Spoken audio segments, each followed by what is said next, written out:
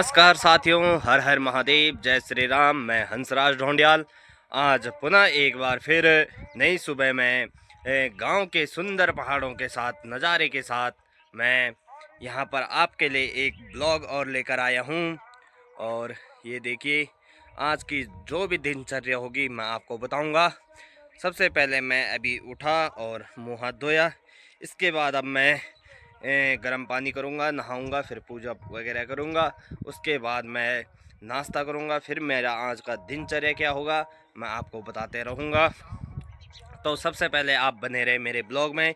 Blog पसंद आए तो लाइक, कमेंट, शेयर, सब्सक्राइब जरूर करना। तो साथियों, ये हमारा पुराना मकान है। हमारे पहाड़ों में ऐसी मिट्टी के मकान होते हैं जहाँ आग जल रही होती है। ये देखिए, मम्मी और पापा भी चाय पी रहे हैं और मेरे को भी आप चाय देंगे। चाय दे दो जी। और सर्वप्रथम मैं आपको बताना चाहता हूँ कि पहाड़ों में जो पुराने पहले मकान होते थे वो ऐसे होते थे, मिट्टी के, और नीचे वाले कमरे में आग जलती थी। तो वही आग अभी हमारे यहाँ पर जल रही है और हम यहाँ पर आग भी सेकते हैं और कभी कभी खाना भी बनाते हैं, है ना। तो ये इस प्रकार से होता है। फाइनली दोस्तों, मैंने घर की साफ़ सफाई कर दी है, झाड़ू पोछा वगैरह कर दिया है। और अब मैंने चूल्हे में कढ़ी बना दी है और अब चावल रखे हुए हैं। चावल जब बनेंगे तब हम चावल खाएंगे, क्योंकि पहाड़ों में ऐसे ही होता है भाई। सुबह चावल खा लेते हैं, 9-10 बजे चावल खा लेते हैं। फिर दिन में दोपहर में 1-2 बजे रोटी खाते हैं। तो यहाँ पर उल्टा है, क्योंकि लोगों को काम पे जाना पड़ता है ना सबको। तो ये देखो, यहाँ पर चाची यहाँ पर कर रही है अभी।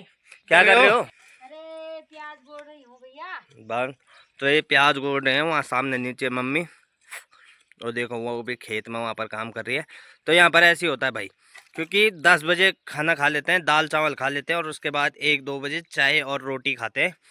ठीक है, यहाँ पर सारा सिस्टम उल्टा है। तो अब मैं भैंस को पानी पिलाने ले जा रहा हूँ गौशाला से गदेरे में। इसको पानी पिएगा ये, और उसके बाद इसे थोड़ा नहलाऊंगा और फिर लाऊंगा घर। तो यहाँ पर आ गई भैंस और यहाँ पर ये पानी पी रही है। पिताजी भी आ गए हैं। अब आ चुका हूँ मैं बैलों के साथ, और बैलों को यहाँ चुगाऊंगा घर के पास में ही। तो अब बैलों को चुगा के अब घर की तरफ जा रहा हूँ। और ये बड़ा सा माल्टा भी। अब मैं बाज़ार की तरफ जा रहा हूँ और बहुत थकान हो चुकी है, क्योंकि ऊपर को चढ़ना पड़ता है, रास्ता है। और अभी जहाँ ऊपर पेड़ दिख रहे हैं यहाँ पर पूरा मतलब रोड है। आपको दिखाता हूँ, हमारे गांव में सड़क नहीं आ रही है, और जबकि ये सड़क कितनी बार पास हो चुकी है, और पूरा गांव परेशान है इस चीज़ से। सामने मेरा घर है, यहाँ पर ये घर है मेरा। यहाँ से मैं पैदल पैदल चढ़ के आ रहा हूँ, और ये सबसे पहला घर है हमारे गांव का। और ये पैदल पैदल चढ़ के, और अभी बहुत ऊपर तक जाना है, दूर जाना है। लेकिन सरकार के द्वारा यहाँ पर कोई कार्रवाई नहीं की जा रही है। 4 से 5 बार ये सड़क पास भी हो चुकी है, लेकिन सड़क बन नहीं रही है। इस बार लगता नहीं है कि बीजेपी की सरकार यहाँ पर आएगी, क्योंकि सारे नेता ऐसे ही भ्रष्ट बैठे हुए हैं हमारे। तो वहाँ से जो सड़क पास होनी थी उसने यहाँ से आना था, और यहाँ से और इस गांव के ऊपर, और यहाँ से गुजरना था इस सड़क ने।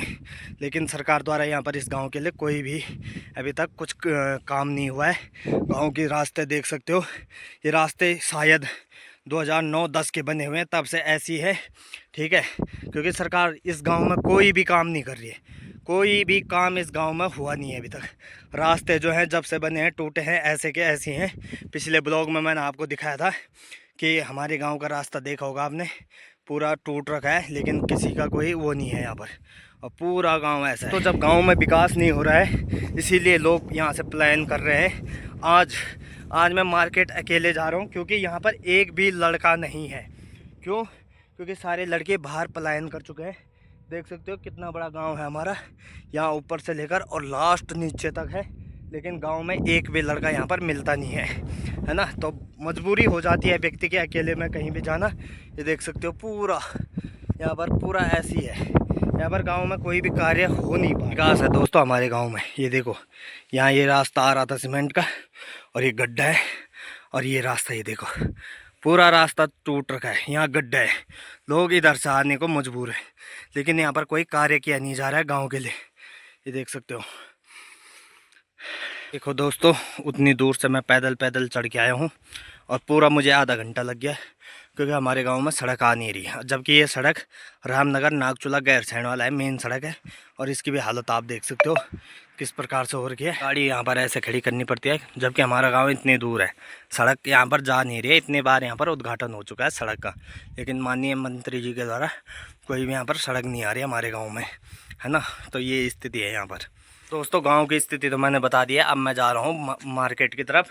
अब मार्केट में मेरे को थोड़ा बहुत सामान लेना है, तो फिर मार्केट में जाते हैं, फिर आपको दिखाते हैं। तो फाइनली मैं जगतपुरी से तो आ गया हूँ मार्केट से, लेकिन मेरे को मतलब ऐसा हुआ कि वहाँ बना नहीं पाया वीडियो। और मेरे को मिल चुके हैं जिला पंचायत अंजलि जोशी, जो कि 22 साल की उम्र में इन्होंने पद हासिल कर लिया। बहुत बहुत शुभकामनाएं, बहुत बहुत धन्यवाद। और क्या कहना चाहते हो आप हमारे चौथान के विषय में? चौथान के विषय में अब तेरे क्या बताऊं मैं चौथान। तो मैं इनसे पूछना चाहता हूँ कि हमारे गांव में सड़क कब आएगी और क्यों नहीं आई है अभी तक? तो जो आप लोगों के गांव में सड़क का जो विषय है, उसमें भी मैं ये कहना चाहूँगी कि कुछ समय और उसके बाद आपके गांव में ज़रूर सड़क आएगी। और उसके बारे में हमने पता भी किया था वैसे तो, लेकिन उम्मीद करते हैं कि इस साल या इस साल तक कुछ हो सकता है उस रोड के विषय पर। सबसे बड़ी समस्या ये है कि मैं अब थोड़ा मोटा हो चुका हूँ, और हमारे गांव में ऐसे कई लोग हैं जो शहरों में लेके मोटे हो चुके हैं। रोजगार तो कुछ है नहीं यहाँ, लेकिन हमें सबसे पहले हमारे गांव में सड़क चाहिए, क्योंकि कई सालों से ये सड़क पेंडिंग पड़ी हुई है। वो मैं पता है मुझे उस विषय में। तो अब मैं यही आपको आश्वासन देती हूँ कि कुछ समय और आपको रुकना पड़ेगा, और फिर आपके गांव में निश्चित रूप से सड़क पहुंच जाएगी। अगर हमारे गांव में सड़क पहुंची तो फिर आपका पद यहाँ पर, मतलब हमारे गांव से 500-600 वोट हैं, वो सारे आपके हैं, ठीक है। और नहीं तो फिर देखो हमारे को समस्या हो रही है। हमारी गाड़ी ऊपर रहती है, गांव के धार में रहती है, लेकिन वहाँ पर लोग नुकसान कर देते हैं। ये देखो मेरी गाड़ी का ये पूरा तोड़ दिया है और गिरा रखी थी गाड़ी, तो इसलिए हमें सड़क चाहिए, है ना। ठीक है, ठीक। तो मैं पहुंच चुका हूं अपने गांव के ऊपर, और मैंने कर दी है बाइक पार्किंग, और यहां पर बड़ा ही आनंद। तो मैं पहुंच चुका हूं अपने गांव के ऊपर। ये पैदल पैदल का रास्ता है, वो सामने जो दिख रहा है वहां पर कभी हम बचपन में क्रिकेट खेला करते थे वहां पर। और आज अब बच्चे रह नहीं गए गाँव में, तो अब क्रिकेट भी किसने खेलना।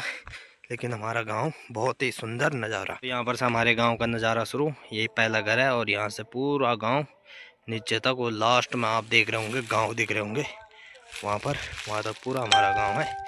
ये हमारा गांव थोड़ा दोस्तों, ये जो सड़क है, रास्ता है हमारा, ये थोड़ा बेकार है, इसमें चलने लायक नहीं है, क्योंकि ये बहुत साल पहले बना था, 10-15 साल पहले ये बना था रास्ता। लेकिन अब इसमें कुछ कार्य नहीं हो रहा है, जिससे गांव में बड़ी दिक्कत है उतरने चढ़ने। ये देखिए कितने गड्ढे हैं, भारी भारी गड्ढे हैं, यहाँ से कोई मतलब जा नहीं सकता, ऐसे रास्ते हो रखे हैं, आप देख सकते हो।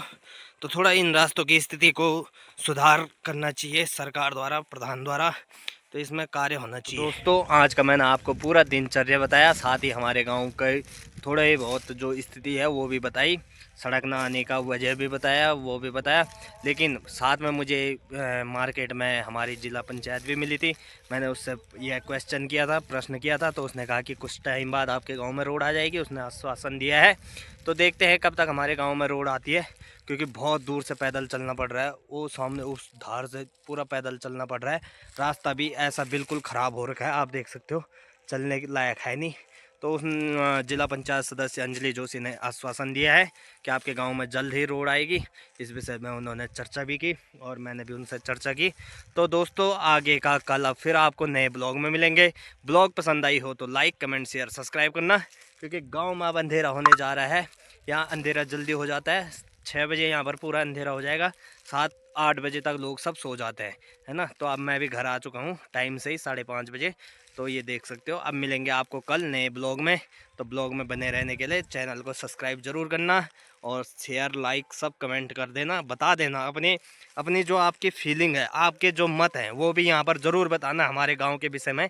जो ये ऐसा सुंदर सा गांव दिख रहा है, सुंदर से गांव में थोड़ा कष्ट ज़रूरी है, लेकिन सुंदरता गांव की बहुत अच्छी है, बहुत ही आनंद है। तो बने रहना मेरे ब्लॉग में, और प्यार ज़रूर देना। तो हर हर महादेव, जय श्री राम।